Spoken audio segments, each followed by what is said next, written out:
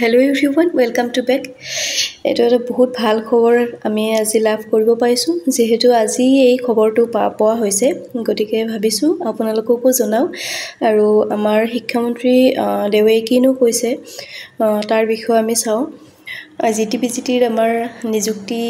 next উইকত হ'ব বুলি আমাক জনোৱা হৈছে আমি খবৰ পালো এতিয়া কিমান দূৰ সঁচা বা মিছা হেতু আমি নাজানো কিন্তু যিখিনি কৈছে সেইখিনিৰ ওপৰত ভিত্তি কৰি এই ভিডিওটো প্ৰস্তুত কৰা হৈছে এইটো আমাৰ ND24 নিউজ চেনেল বা পৰ্টেলটোৱে এইখিনি তথ্য আমাক প্ৰদান কৰিছে অলৰেডি আপোনালোকে চাবলৈ পাইছে জিটিপিজিটিৰ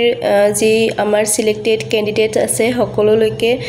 বহুত শুভেচ্ছা আৰু তেওঁলোকৰ এপইন্টমেন্ট 13 নৱেম্বৰত দিব বুলি জনোৱা হৈছে খবৰটো শুনি এনে ভালে লাগিছে কিন্তু যদি মানে এটো আমাৰ অফিচিয়ালি শিক্ষামন্ত্ৰী ডাঙৰীয়া অফিচিয়ালি নিজৰ টুইটাৰ বা ফেসবুকৰ জৰিয়তে বা সিএমএ নিজৰ টুইটাৰ বা ফেসবুকৰ জৰিয়তে যেতিয়ালৈকে নিদিয়ে তেতিয়ালৈকে অলপ হলেও মনত সন্দেহ বা ভয় এটা ভাব থাকে তথাপিতো এটো এটা যেহেতু চকুৰ আগত আহিছে আমাৰ নিউজটো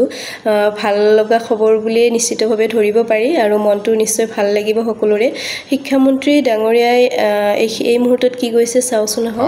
অহা কালিলৈ আমি 9 তাৰিখে আমাৰ যিখিনি এলপি আৰু ইউপি টিচাৰ